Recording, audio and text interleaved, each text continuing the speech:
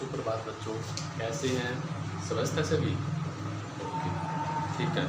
आज हम कक्षा 8वीं में विसर्ग संधि का अध्ययन करेंगे। इससे पहले मैंने कल एक वीडियो अपलोड की है यूट्यूब पे। वो कोई टेक्निकल प्रॉब्लम के कारण साफ दिखाई नहीं देती, ठीक है, वो साफ दिखाई नहीं देती, तो इसलिए बोर्ड पे दोबारा मैं उस नियम को बता रहा हूँ। विसर्ग संधि क्या है उसके बारे में बता रहा हूँ। विसर्ग संधि, जब विसर्ग का मेल स्वर या व्यंजन से होता है और उनके मिलने से जो विकार उत्पन्न होता है उसे विसर्ग संधि कहते हैं। परिभाषा है, परिभाषा लिखेंगे विसर्ग संधि की।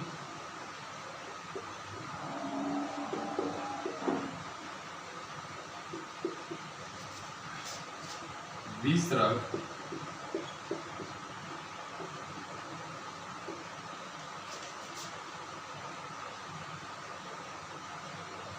विसर्ग का मेल जब स्वर या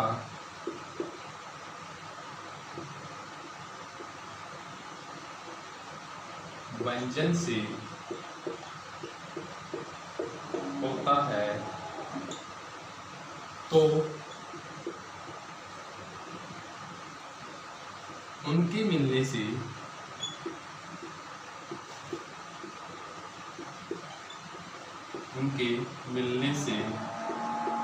जो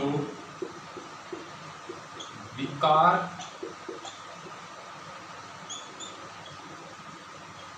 उत्पन्न होता है उसे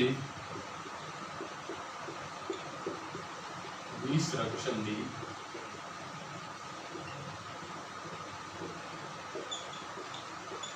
कहते हैं। कहने का तात्पर्य यह है, दो शब्द होते हैं, पहले शब्द के अंतिम में जब विसर्ग हो और दूसरे शब्द का पहला वर्ण जब स्वर या व्यंजन हो और उनके मिलने से जो विकार होता है, जो संधि होती है और एक नया वर्ण बनता है, उसी विकार को हम विसर्ग संधि कहते हैं। ठीक है, इसका नियम, पहला नियम है वो पढ़ेंगे।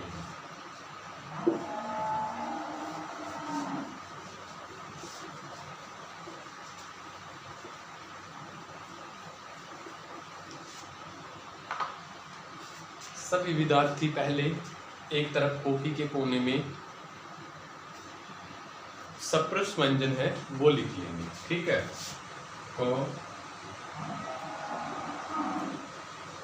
घो घो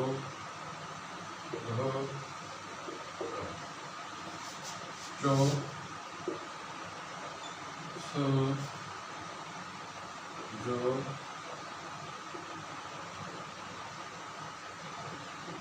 झो मिया। ठीक है, फिर उसके बाद है दो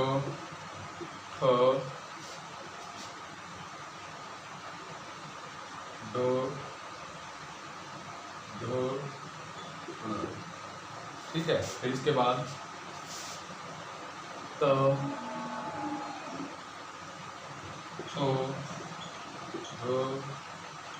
धो फिर है हो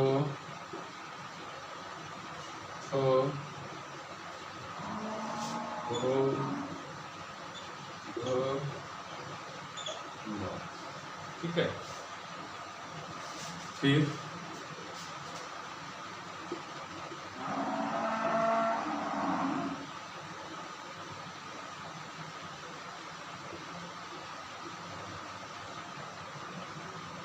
यह व अंतस्थ व्यंजन है। क्या है? अंतस्थ व्यंजन य ल व। यो रो ये क्या है, अंतस्थ व्यंजन है। ठीक है, अंतस्थ व्यंजन।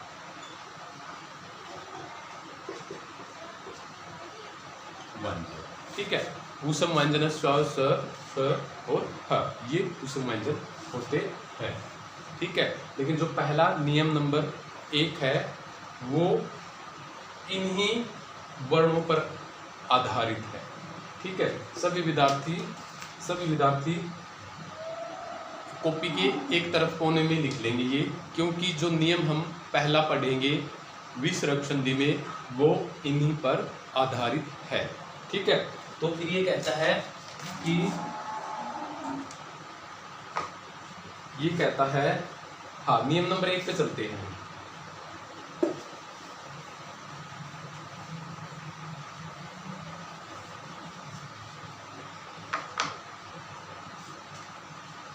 नियम नंबर 1 है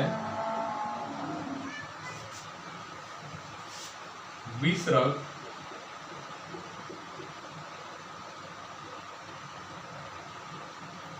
का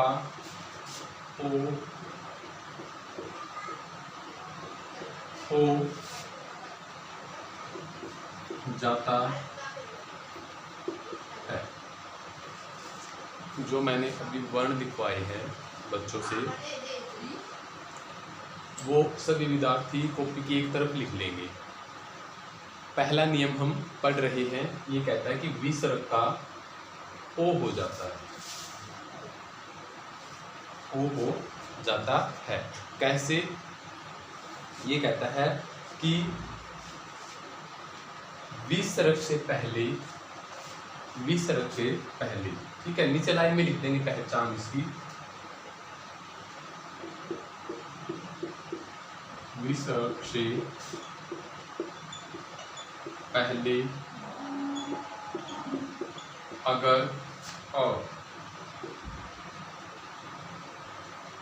हो और बाद में तीसरा वर्ण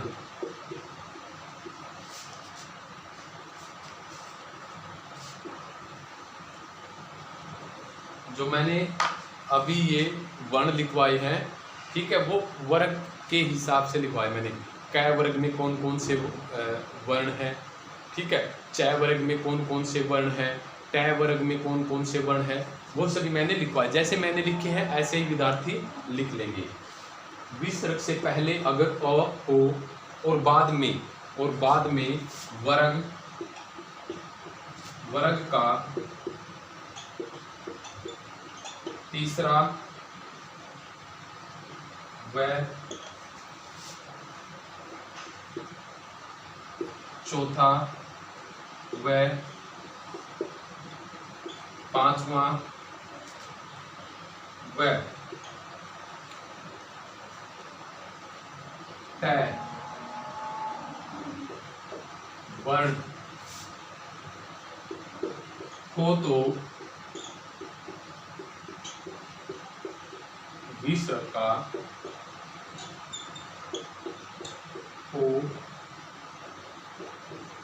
हो जाता है। नियम, पहले नियम में हमें बताता है विसर्ग का ओ हो जाता है। कैसे? पहचान हमने लिखी है, पहचान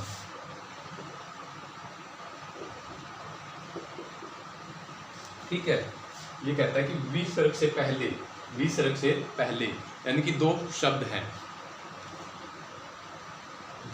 हैं, पहले शब्द में के अंतिम में अगर विसर्ग लिखा है और इससे पहले अ स्वर है, आ स्वर हो, और बाद में यानी कि दूसरे शब्द का पहला वर्ण वर्ग का तीसरा वर्ण हो या चौथा वर्ण हो या पांचवा वर्ण हो या टै वर्ण हो तो विसर्ग का क्या हो जाता है? ओ हो जाता है। कैसे? उदाहरण देखते हैं हम एक।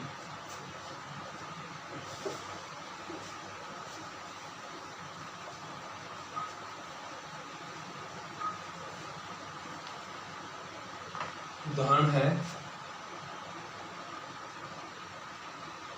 मन है प्लस रथ। मन है प्लस रथ। मैंने पहचान लिखवाई थी, मैंने अभी पहचान लिखवाई है। अगर विसर्ग से पहले, विसर्ग से पहले आ हो और विसर्ग के बाद वर्ग का तीसरा, चौथा, पांचवा या तय वर्ण हो तो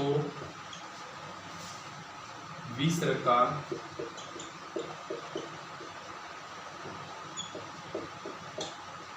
ओ हो जाता है। क्या बन जाता है? ओ बन जाता है।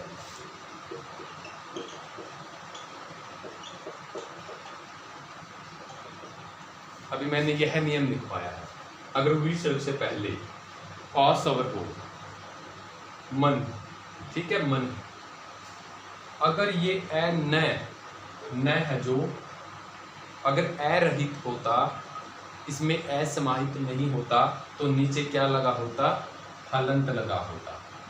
हलंत चिन्ह इसके नीचे लगा होता, लेकिन इसके नीचे हलंत नहीं है, इसके नीचे हलंत नहीं लगा हुआ है। तो इसमें क्या है? ए मिला हुआ है, अ स्वर इसमें मिला हुआ है, इसलिए विसर्ग से पहले क्या है? अ है। क्या है? अ है। फिर कहता है कि विसर्ग के बाद यानी कि जब दूसरा शब्द है, उसका पहला वर्ण वर्ग का तीसरा, चौथा, पांचवा या तय वर्ण हो तो विसर्ग ओ हो जाता है। ठीक है, एक पहचान रह गई है, ठीक है, उसमें परिभाषा में लिख लेंगे इनके अलावा। ठीक है, यहाँ पर अभी लिख लो बच्चे, लिख लेंगे यहाँ पर हो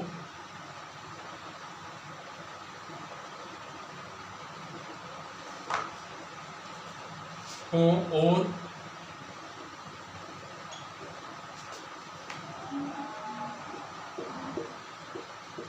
अंतस्थ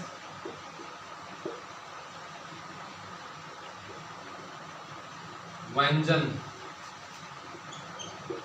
भी हो तो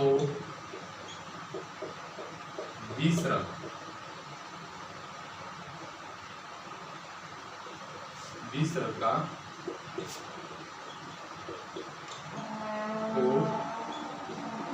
हो जाता है। ठीक है, ये हम अंत्यस्थ व्यंजन लिखना भूल गए थे। ठीक है, विद्यार्थी लिख लेंगे। यह कहता है हमें कि विसर्ग से पहले अ हो, अ है, नए में क्या है? अ है। अगर अ रहित होता तो इसके नीचे हलंत लगा होता, यानी कि इसमें अ समाहित है, अ मिला हुआ है, तो विसर्ग से पहले क्या है? अ है। फिर कहता है कि विसर्ग के बाद यानी कि दूसरे शब्द का पहला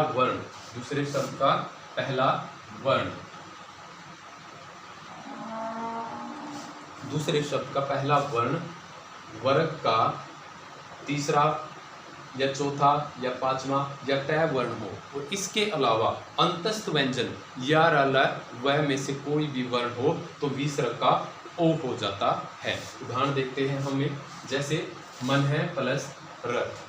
ठीक है, मन है प्लस रथ। ये कहता है कि जो पहचान मैंने लिखवाई है, परिभाषा मैंने लिखवाई है, उसी के अकॉर्डिंग हम चलेंगे। ये कहता है कि विसर्ग से पहले अ हो, ये रहा अ, ठीक है, प्लस वर्ग का तीसरा, चौथा या पांचवा वर्ण हो या अंतस्थ व्यंजन हो, तो र क्या है? अंतस्थ व्यंजन में आता है। किसमें आता है? अंतस्थ व्यंजन में आता है। ये रहा र। तो दोनों मिलकर और अंतस्थ व्यंजन दोनों मिलकर क्या हो जाएंगे? ओ हो जाएंगे। तो विसर्ग का क्या बन जाएगा? विसर्ग का ओ हो जाएगा और संधि हो जाएगी यहाँ पर मनोरथ। ठीक है, दोबारा एक बार फिर मैं दोबारा बताता हूँ। दूसरा दो शब्द लेते हैं, इससे अलग अन्य दो शब्द हम लेंगे, जैसे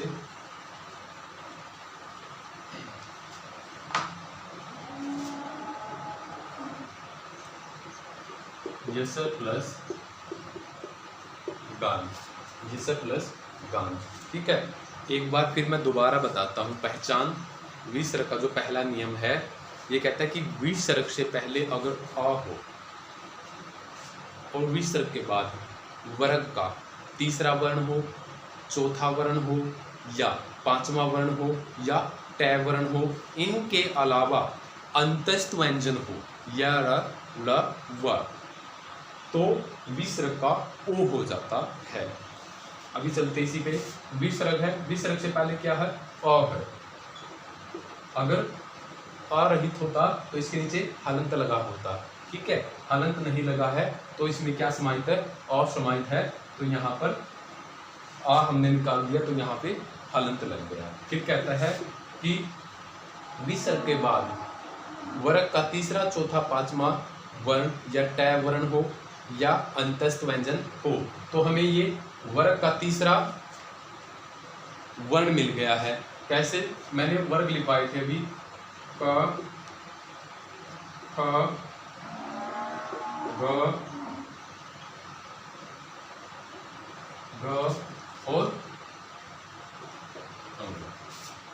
तो ये क्या है? वर्ग है, वर्ग है। तो हमने तीसरा, चौथा, पांचवा, तो तीसरा आ गया, ये आ गया। ठीक है, ये रहा यहाँ पर तीसरा। ये कहता है कि विसर्ग से पहले आ हो और वर्ग का तीसरा वर्ण हमें ये मिल गया है ग। तो दोनों मिलकर क्या हो जाएंगे? ओ बन जाएंगे।